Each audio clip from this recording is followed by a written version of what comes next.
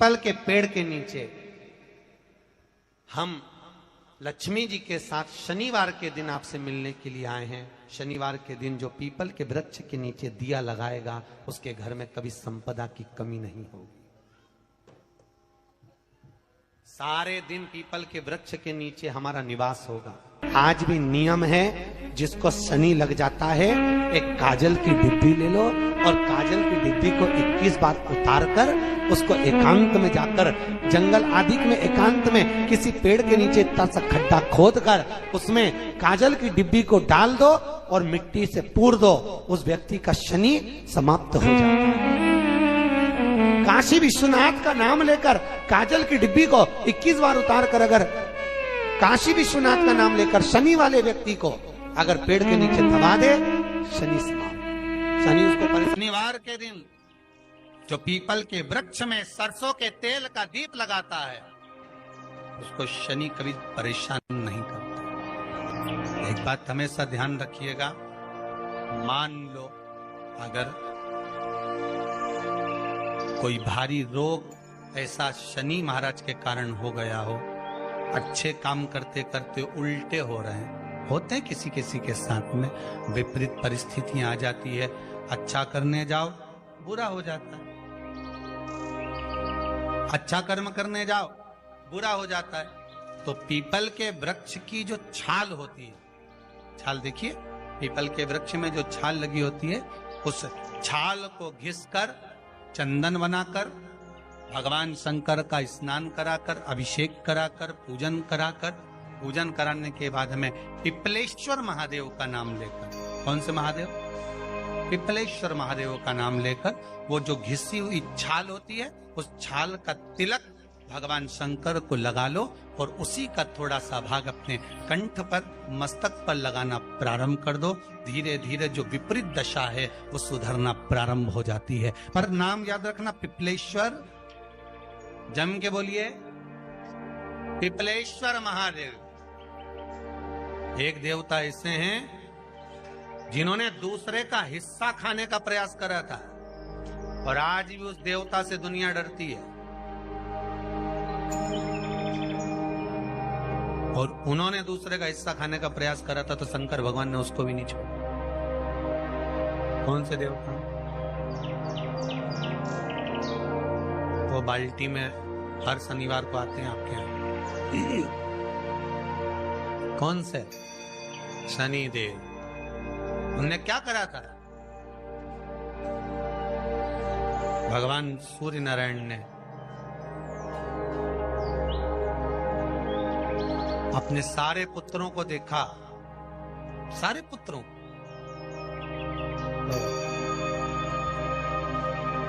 सारे पुत्रों को देखकर आज मेरे सूर्य नारायण भगवान बड़े सुखी, बड़े प्रसन्न। मेरा पुत्र शनि भी श्रेष्ठ है, मेरा पुत्र यम भी श्रेष्ठ है, सब ठीक है। आज भगवान सूर्य देवता ने अपने पुत्रों को बुलाकर कहा, आज मेरा मन कर रहा है कि मैं सारे लोगों का राज्य अपने पुत्रों को बांट दूं, सबको अपना अपना हिस्सा दे दूं। शनि महाराज जी को भी हिस्सा दे दिया गया। अब जब शनि महाराज जी को हिस्सा दे दिया तो शनि महाराज जी संतुष्ट नहीं हुए। दुनिया में ऐसे लोग बहुत सारे हैं जो संतुष्ट बहुत कम हो पाते हैं। शनि देव के मन में संतुष्टि नहीं हुई।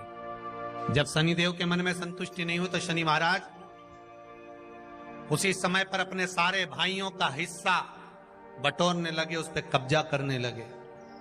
कब्जा करने लगे तो सूर्य देवता की आंख में जल भर गया। कितना तेजवान सूर्य नारायण, कितने तेजवान, कितना तेज भगवान सूर्य के पास में था। पर शनि महाराज को देखकर आज रो रहे हैं। शनि महाराज को, शनि महाराज ने अपने भाइयों के इस हिस्से पर क्या कर लिया? सूर्य नारायण भगवान की आंखों में जल भर गया कि मेरा पुत्र ऐसा कर रहा है। शनि को बुलाया सूर्य नारायण भगवान ने, समझाया और नहीं माना। किसी किसी की नियत होती है कि इसको इतना कैसे दे दिया, अम्मा ने इसको इतना कैसे दे दिया, पिताजी ने इसको इतना कैसे दे दिया, मैं तो कब्जा करूंगा, दुकान नहीं छोड़ू, घर नहीं छोड़ू, ये नहीं छोड़ू, वो नहीं छोड़ू। मत छोड़, एक दिन संसार छोड़कर जाना पड़ेगा। तब कहीं जमीन जायदाद छाती पे बांध के ले जाएगा। नहीं माने तो सूर्य देवता ने अपने गणों को भेज दिया, जाओ जरा शनि महाराज को जरा हटाओ वहां से। शनि महाराज को गुस्सा आया और शनि महाराज ने उन सारे गणों को नष्ट कर दिया।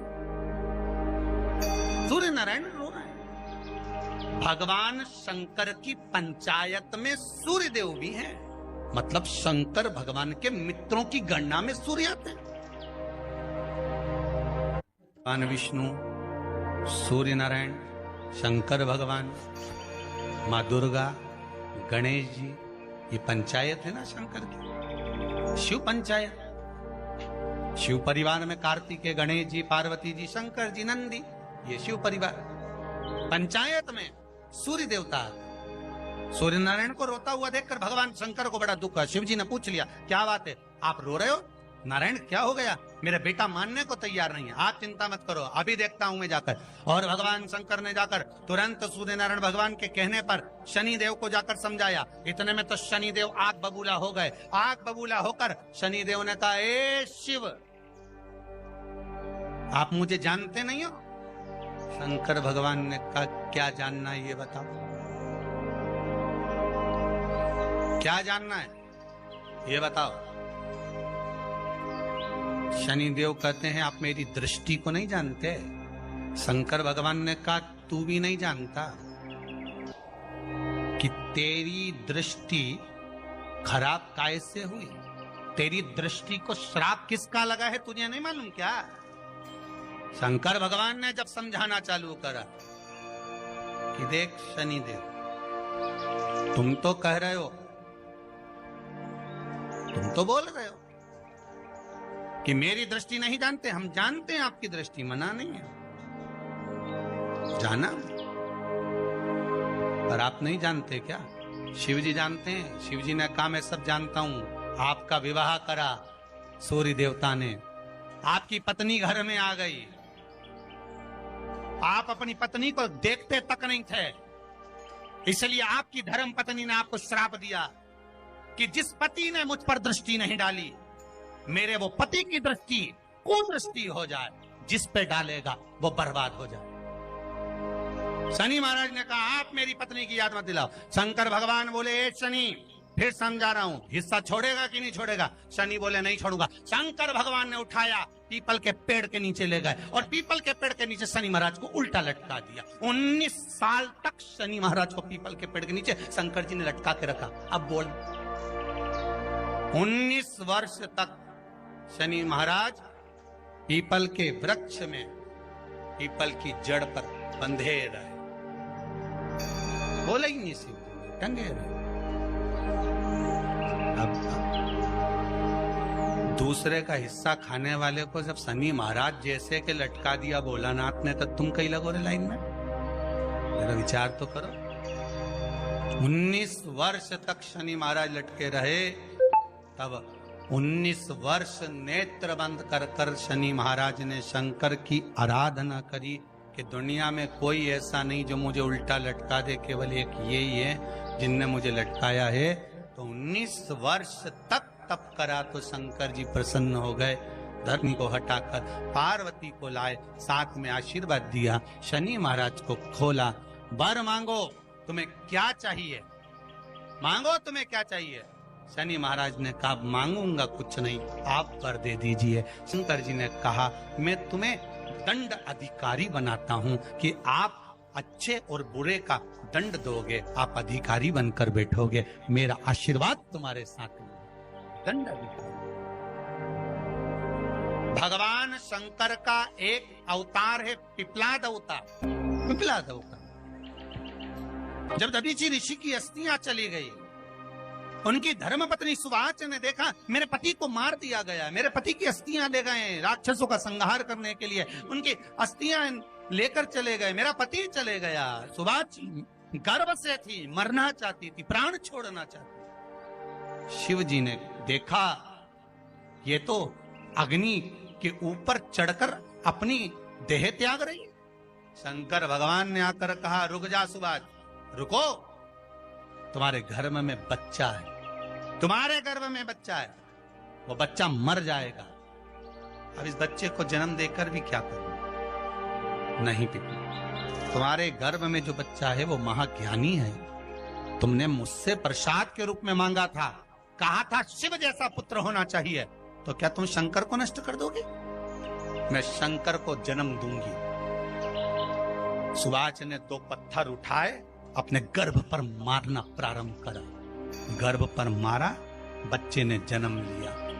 बच्चा 7 महीने का था। उस बच्चे को उठाकर पीपल के कोटर में रख दिया। पीपल की कोटर। एक गिलहरी पीपल के फल को लेकर आती थी, पिपलाद के मुंह में देती थी। शिव का एक, इसलिए शंकर का नाम ही पिपलेश्वर महादेव। शिव का एक अवतार पिपलाद के रूप में हुआ है। तुम क्यों चिंता करती हो? तुम चिंता मत करो, तुम्हारा पुत्र जन्म दो तुम। और दिया धन सुभाष ने, उसके बाद प्राणों को त्यागा। और उस पीपल के कोटर में अगर भरण पोषण करने वाला कोई था तो वह देवाधिदेव महादेव था। फिर निवेदन करेंगे, माता के गर्भ में बच्चा रहता है, उसका भरण पोषण करने वाला मेरा देवाधिदेव महादेव है। अगर जन्म उसने दिया है तो मृत्यु भी वो देगा। अगर तुमको कुछ ज्ञान दिया है तो अच्छी जगह पर भी वही पहुंचाएगा। आप जो अभिलाषा लेकर आते हैं, बच्चे कहते हैं हमारी नौकरी नहीं है, सर्विस नहीं है, हम इस कॉलेज में पढ़ना चाहते हैं, हम इस जगह जाना चाहते हैं, हम इस पद पर जाना चाहते हैं, बस इतना याद रखना, तुम्हारा भाग्य बुरा नहीं होता। कभी भी याद रखना, संसार में जिसको भगवान ने जन्म दिया उसकी किस्मत कभी बेकार नहीं हो सकती। अगर भगवान तुम्हारी किस्मत बेकार होती तो जानवर बनाकर पैदा करता, इंसान बनाकर नहीं। किस्मत अच्छी थी इसलिए इंसान बनकर पैदा, जानवर बनाकर पैदा नहीं करा। अगर तुम्हारी किस्मत अच्छी थी इसलिए मनुष्य बनकर पैदा हुए हो, इंसान बनकर पैदा हुए हो, मानव बनकर पैदा हुए हो। भगवान को दोष मत देना कि भगवान ने किस्मत बेकार दी है। भगवान ने किस्मत अच्छी बनाई है इसलिए तुझे मृत्यु लोक में जन्म दिया। भगवान ने भाग्य अच्छा बनाया इसलिए तुझे शिव महापुराण की कथा सुनने का मौका दिया। नहीं तो भाग्य में नहीं होती तो कहां से मिल जाती? किस्मत अच्छी है तो भगवान नौकरी भी लगाएगा, धंधा भी करवाएगा, सर्विस भी कराएगा, विवाह भी करेगा, शादी भी करेगा, मकान भी बनाएगा, जायदाद भी देगा, संतान भी देगा। उसने दिया है पेट तो भरेगा वही। हम काय को अपने माथे पर ले? मैंने इतनी पढ़ाई कर ली, मैं इंजीनियर हो गया, मैं ये बन गया, मैंने तो ये कर लिया, उसके बाद भी मैं घर में बैठा हूं, मेरा छोरा घर में बैठा, इतना पढ़ने के बाद बैठा।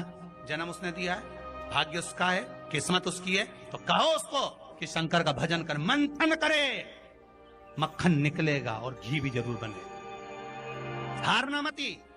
जब तेरे 3.5 करोड़ बन, गिनती मत करना, गिनती वो करेगा। तू तो भज, तू कुबेरेश्वर का स्मरण कर, तू महाकाल का स्मरण कर, तू काशी विश्वनाथ का स्मरण कर, तू महाकाल राजा का स्मरण करके तो देख। शिव का भजन कर, 1 लोटा पानी ले जाकर रोज चढ़ा शंकर जी के मंदिर में जा। शिव से भजन करने में क्या देरी? नहीं जा सकता शिव मंदिर में जाने में? बच्चों को अगर शर्म आती हो तो बेलपत्री के पेड़ के नीचे पानी चढ़ाया, वो भी नहीं कर सकता तो पीपल के पेड़ के नीचे चढ़ाया, वो भी नहीं कर सकता तो आंवले के पेड़ के नीचे चढ़ाया। पर कहीं जुड़ तो सरी, एक बार साध तो सरी, पकड़ने का प्रयास तो करो परमात्मा। शनिवार का दिन है जिस दिन अपन इस दरिद्रता से मिलने के लिए पीपल के पेड़ के नीचे आए हैं। हिंदू धर्म में ये दिन पीपल के वृक्ष के लिए पूजनीय होगा। जो भी शनिवार के दिन पीपल के वृक्ष की पूजन करेगा, दूध चढ़ाएगा या मिष्ठान का भोग लगाएगा, लक्ष्मी और नारायण उसके घर में प्रवेश कर जाएगा। लक्ष्मी और नारायण उसके घर में प्रवेश करेगा, इसलिए नियम बनाया। कौन से दिन का? शनिवार। लक्ष्मी जी बोली, नारायण आपने तो 1 दिन का वार लिख दिया।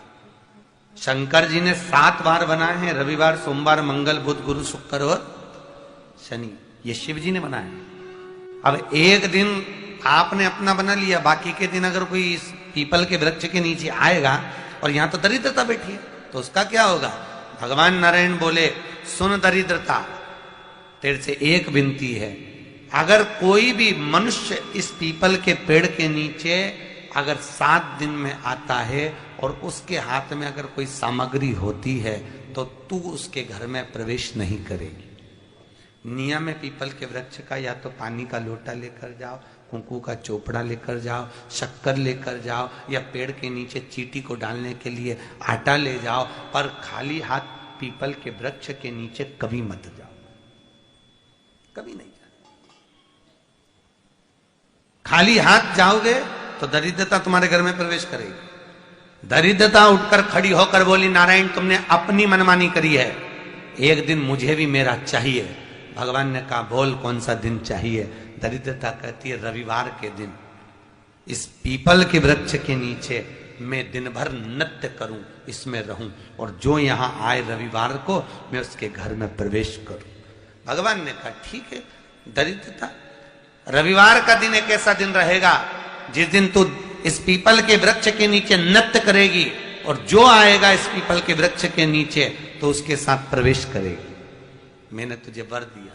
इसलिए हमारे यहाँ केवल पीपल का वृक्ष अगर दीवार में भी लग जाता है ना, किसी की फैक्ट्री की दीवार में, किसी के घर की दीवार में पीपल का वृक्ष अगर लग जाता है, पीपल का पौधा लग जाता है, उसको कितना भी तोड़ लो वो वापस लग जाएगा। फिर तोड़ोगे फिर लग जाएगा।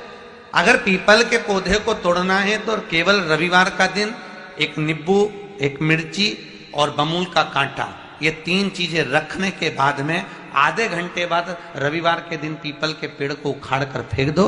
दूसरी बार कभी पीपल दीवार में लगता ही नहीं, कभी नहीं लग सकता। केवल एक रविवार का, केवल एक संडे, इतवार का। घर में दीवारों पर अगर पीपल लग भी गया है, इसलिए पीपल के वृक्ष को उखाड़ने का, अगर घर में पीपल लगा हुआ है या पीपल का पौधा हमारे घर में लग गया, उसको उतारना, निकालना, लगाना, तो पीपल के वृक्ष को अगर निकाला जाता है तो रविवार के दिन, और अगर पीपल के वृक्ष को कहीं लगाया जाता है तो सोमवार के दिन या मंगलवार के दिन, बुधवार के दिन, इन दिनों में लगा सकते पीपल के वृक्ष कहीं लगाना। शनिवार का दिन एक ऐसा दिन होता है जिस दिन पीपल के वृक्ष को कहीं जाकर लगाया नहीं जाता, क्योंकि शनिवार के दिन पीपल के वृक्ष के नीचे लक्ष्मी रहती है। हम अपने हाथों से अगर पीपल का वृक्ष किसी दूसरी जगह पर शनिवार को रोपित करते हैं तो हमारे घर की लक्ष्मी अपने घर से छिन्न होकर चली जाती है। इसलिए शनिवार के दिन पीपल लगाया नहीं जाता, किसी के घर जाकर उसको वापस पलटा नहीं जाता। लग गया उसको प्रभु मेरी धर्म पत्नी को कहाँ रखूं आप बताओ। वो तो जहां यज्ञ होता है, अनुष्ठान होता है, दान होता है, पुण्य होता है, सत्कर्म होता है, वहां जाने को तैयार नहीं। अब करूं क्या। भगवान ने बोला एक काम करो। दुर्वासा जी बोले जिसके यहां रात्रि में बर्तन झूठे पड़े रहते हो उसके घर में इस दरिद्रता को लेकर तुम प्रवेश कर जाना। जिसके यहां रात्रि में बर्तन झूठे पड़े हो वहां लेकर प्रवेश कर जाओ। दूसरी जगह दुर्वासा जी बोले जो स्त्री घर में दोपहर के समय पर सो रही हो उसके घर में इसको लेकर प्रवेश कर जाइए। जो स्त्री दोपहर के समय में घर पर सो रही हो इस दरिद्रता को लेकर प्रवेश कर जाइए। तीसरा जिसके यहां पर दरवाजे पर कांटे वाले पौधे लगे हों उस घर में इस दरिद्रता को लेकर प्रवेश कर जाइए। दरिद्रता कितनी सुंदर बात कही है। दाता और विधाता कौन कौन? दाता और विधाता। लक्ष्मी और दरिद्रता के सगे भाई हैं। कौन कौन? दाता और विधाता। दाता को फिटकरी प्रिय है, विधाता को नमक प्रिय है। ये दोनों हमेशा लक्ष्मी को और दरिद्रता को दोनों को समझाते थे, दोनों में प्रेम बढ़ाते थे। आज भी हिंदू धर्म की रीति है। यहां तो ठीक है, जिसके यहां पर भी अगर थोड़ी सी भी परेशानी होती है, थोड़ा सा क्लेश होता है, अशांति होती है, लक्ष्मी नहीं टिक रही हो, काम नहीं बन रहे हो, बहुत प्रयास करा जा रहा हो और हमारा कार्य नहीं होता, तो क्या करते हैं? फिटकरी और नमक को पानी में डाल देते हैं और घर में पोछा लगा देते हैं। आप लोगों ने आजकल फेसबुक पे भी पढ़ा होगा, व्हाट्सएप पे भी पढ़ा होगा। तो क्यों लिखा उसमें? उसका कारण ही केवल ये है कि दाता और विधाता की प्रियता उसमें। माता ख्याति के जो 4 बच्चे हुए इसमें जो 2 लड़के हैं दाता और विधाता, उसकी प्रियता उसकी पूर्णता। अब दुर्वासा जी बोले अपनी धर्म पत्नी को वहां लेकर, जहां कांटेदार पौधे लगे हों वहां पर लेकर प्रवेश कर जाइए। कांटेदार पौधों में उस दरिद्रता का निवास हो गया। आए जब कष्ट, बहुत कष्ट का जीवन चल रहा हो, बहुत कष्ट की जिंदगी चल रही हो, ध्यान लगाना, अगर कष्ट का जीवन चल रहा हो, तकलीफ की जिंदगी चल रही हो, 5-7 सोमवार, या तो 5 सोमवार या 7 सोमवार, हाथ में दुर्वा, मान लो ये तुमने दुर्वा ले ली, हाथ में दुर्वा, एक बेलपत्र, और उसी हाथ में अपने घर का भरा हुआ 1 लोटा जल। पहले रखना है दुर्वा, फिर रखना है बेलपत्र, उसके बाद में हाथ में 1 लोटा जल, और दोनों हाथों का स्पर्श करते हुए जो अपना पूजन का कक्ष होता है घर के अंदर का, उस पूजन कक्ष की साक्षी में खड़े होकर अपने कुल देवता, पितृ देवता और अन्य देवताओं का स्मरण करते हुए, बाबा बहुत दुखी हूं, बहुत तकलीफ में हूं, बहुत कष्ट में हूं, मेरा परिवार आज दुख तकलीफ में है, मेरा परिवार आज कष्ट में है, दुख में है, कष्ट में है। बाबा को अपने मन का भाव कहते हुए, हृदय से प्रार्थना करते हुए, अपने घर के मंदिर से निकलकर फिर उस जल को लेकर शिवालय तक जाओ और दक्षिण की ओर खड़े होकर उत्तर की ओर मुख कर कर जल समर्पित करो। बेलपत्र और दुर्वा दोनों को अशोक सुंदरी वाली जगह पर चढ़ा दीजिए। अशोक सुंदरी की जगह तो सबको मालूम है ना। अशोक सुंदरी वाली जगह पर उस बेलपत्र और दुर्वा को समर्पित कर दो। चढ़ा हुआ थोड़ा सा जल लेकर आओ, घर के दरवाजे पर उसका छींटा दे दो, लेपन कर दो, और बाबा से 5 सोमवार नियम से आप दुर्वा, बेलपत्र और जल का प्रयोग अगर करोगे, 5 सोमवार पूर्ण होंगे। जो तुम्हारा दुख है वो समाप्त जरूर होगा। शिव करुणा जरूर, शिव कृपा जरूर। बस इसमें 3 चीजों का स्मरण रखिएगा। 3 चीजों शिव पुराण कर रही है, इसमें 3 चीजों का स्मरण करिए। पहले नंबर पर दुर्वा, दूसरे नंबर पर बेलपत्र, और तीसरे नंबर पर जब जल चढ़ाकर वापिस आओ तो अपने घर में प्रवेश के पहले देहली पर, चौखट पर, भगवान शंकर के अपने घर के द्वार पर शिव का नाम लेकर जल का सिंचन। 3 शिवजी की करुणा का गुणगान करने के लिए 3, जब आप तकलीफ में होते हो तो 3, शंकर को जल चढ़ाने वाला, 1 लोटा जल चढ़ाने वाले के पास 3 को भगवान शिव अवश्य भेजते हैं। दुख को समाप्त करने से पहले 3 को मेरा शंकर आपके दरवाजे पर जरूर भेजता है।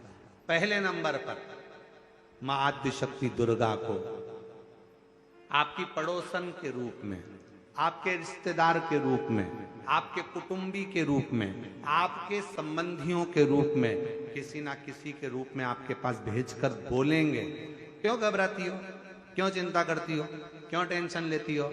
मैंने सुना है कथा में बाबा ने ये बताया था, एक काम कर, 1 बेलपत्र, 1 दुर्वा लेकर जा, बताएगी, आएगी, बैठेगी, सुंदर, उस दिन उसका चेहरा देखोगे आप तो आपको लगेगा ये मेरी पड़ोसन नहीं हो सकती। उसका चेहरा देखोगे तो आपको लगेगा ये मेरी देवरानी नहीं, ये मेरी जेठानी नहीं, ये मेरी ननंद नहीं, ये मेरा रिश्तेदार नहीं। आज इसका चेहरा कुछ और बोल रहा होगा। जब होगी तब कोई तुम्हारे कहेगा, धीरे से, सामने नहीं आएगा तो सुंदर स्वरूप धारण कर कर स्वप्न में आकर कहेगा। ऐसा लगेगा कोई तुम्हें जगा कर कह रहा है कि तू घबराना मती, तू ये कर लेना, समझ। धीरे से, सामने नहीं आएगा तो सुंदर स्वरूप धारण कर कर स्वप्न में आकर कहेगा। ऐसा लगेगा कोई तुम्हें जगा कर कह रहा है कि तू घबराना मती, तू ये कर लेना, समझ लेना मेरे बाबा ने अपनी अर्धांगिनी पार्वती को तुम्हारे पास भेज दिया। मेरे शिव ने अपनी पत्नी को तुम्हारे पास भेज दिया, अपनी अर्धांगिनी को भेज दिया। दूसरे नंबर पर मेरे भोले बाबा, मेरे शंकर, मेरे त्रिकालदर्शी, मेरे करुणा सागर, मेरे शंकर दूसरे नंबर पर अपने गण भृंगी को भेज देते। शिव जी के गण श्रृंगी और भृंगी का कर्म क्या? श्रृंगी शिव से दूर नहीं होता और भृंगी शिव जी की आज्ञा पाकर शंकर के भक्त के पास जाकर बैठता है। शिव जी अपने दूसरे पात्र को भेजते हैं भृंगी को। भृंगी दूसरे नंबर पर जाता है। उसका काम क्या है? भृंगी का कर्म क्या है? तो कहा भृंगी कभी भी सामने अपने प्रतिबिंब से नहीं आता, किसी का स्वरूप धर कर नहीं आता। भृंगी आपके हृदय में आकर भीतर से बोलने का प्रयास करता है। ये काम गलत हो रहा है, इसको रोक ले। तेरा मन से अंदर से बोलने का प्रयास करेगा, एक काम कर, तू वहां चले जा, ऐसा हो सकता है, तू ऐसा कर ले, तू वैसा कर ले। वो बताने का प्रयास करेगा, वो आपको ले जाने का प्रयास करेगा, उस तक ले जाने का प्रयास करेगा कि ये कर्म कर, ये कर्म कर।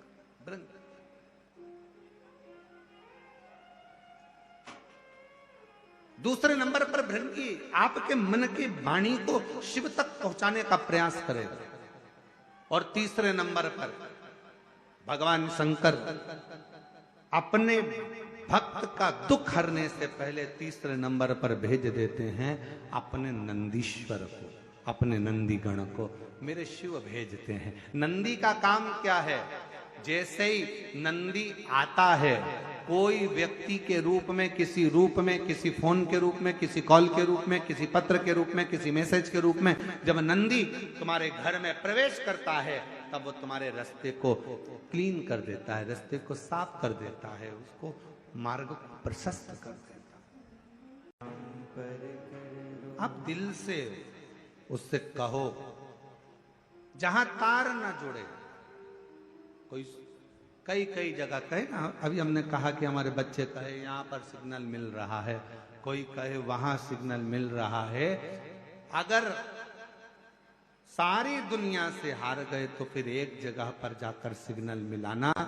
एक बार शिव महापुराण की कथा में पहुंचकर बाबा देवादिदेव महादेव से अपने मन की बात कहकर कभी योग बन जाए तो उस कथा में आसन बिछाकर जमीन पर अपना आसन डालकर ये नहीं सोचना कि मैं वीआईपी कितनी हूं, मुझे कहां बैठना चाहिए, कहां रहना चाहिए। एक बार उस पवित्र प्रांगण में जहां बाबा की कथा हो रही हो, जहां बाबा कुबेर भंडारी का आनंदमय कथा कर तत्व ग्रहण करने को मिल जाए, वहीं पर रात्रि विश्राम कर कर बाबा से अपने दिल की बात कहकर अपने मन की बात जरूर कहना। ये निश्चित है मेरे बाबा से तुम्हारा सिग्नल जरूर मिलेगा और शिव आपकी बात को स्वीकार जरूर, शिव सुनेगा। भगवान देवादिदेव महादेव को जल चढ़ाते हैं, उसके 5 अलग अलग तरीके हैं। बहुत सावधानी से सुनना कथा, आपकी और हमारी जिंदगी की सार्थकता को सिद्ध करने वाली कथा।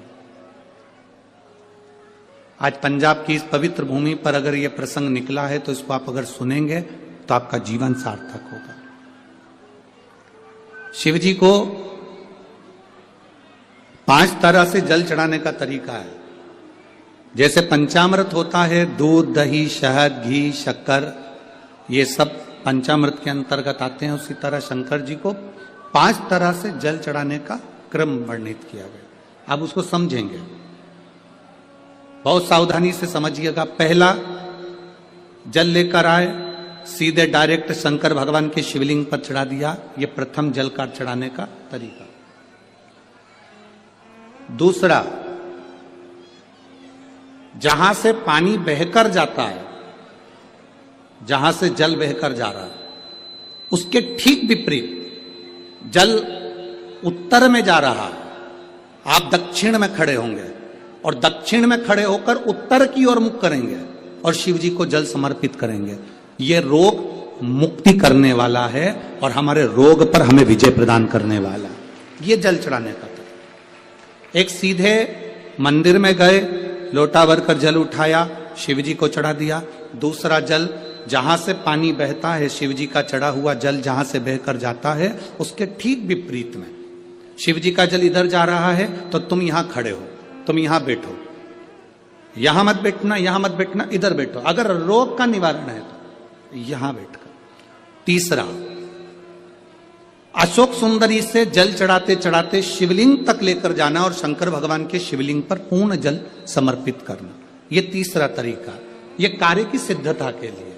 हम जब किसी से आस ना लगाकर परमात्मा से विनती करते हैं तो वो विनती करने का तरीका। तीसरा। चौथा, शिव जी पे चढ़ा हुआ जल 5 जगह पर समर्पित करना। गणेश जी, कार्तिकेय, अशोक सुंदरी, शिवलिंग और जलाधारी। ये चौथा क्रम है। जब जिस नारी का, जैसे मेरा नाम मोनिका है, मेरे पति का नाम संजय सिंह है, मैं दिल्ली स्वरूप नगर की निवासी हूं, मेरा फोन नंबर ये है। कहीं बैठी हैं? मैं बाबू को लाए हैं क्या? नहीं लाए? ठीक है, मैं प्रणाम करने के लिए लाई हूं। गुरुदेव, बाबा बाबा है, बैठी है बहन। शिव तत्व है। एक जल चढ़ाने का तरीका, शिव जी को हम जो जल चढ़ाते हैं उसका एक तरीका भी हमारी जिंदगी में अगर हमने उसको स्मरण में रख लिया तो हमारी कार्य की सिद्धता को सिद्ध कर देता, हमें सफलता की ओर लेकर चले जाता है। सीधे जल चढ़ाना, दक्षिण में बैठकर उत्तर की ओर मुख कर कर जल चढ़ाना, अशोक सुंदरी से लेकर शिवलिंग तक जल चढ़ाना, 5 स्थान पर गणेश, कार्तिकेय, अशोक सुंदरी, जलाधारी, शिवलिंग पर जल चढ़ाना 5 स्थान पर। ये चौथे नंबर का। और 5वां जल समर्पित करना।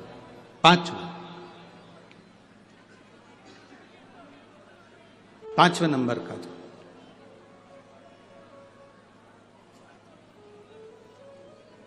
शिव जी को 5म नंबर का जो जल आता है, जो जलाधारी है, ऊपर जिसमें पानी भरा रहता है और नीचे एक एक बूंद टपकता रहता, जलाधारी में जल समर्पित कर कर उसी जल को बचाकर अशोक सुंदरी वाली जगह पर थोड़ा सा चढ़ाकर उसी में से जल शिवलिंग पर जब हम समर्पित करते हैं तो हम जिस कार्य के लिए जा रहे हैं वो कार्य सफल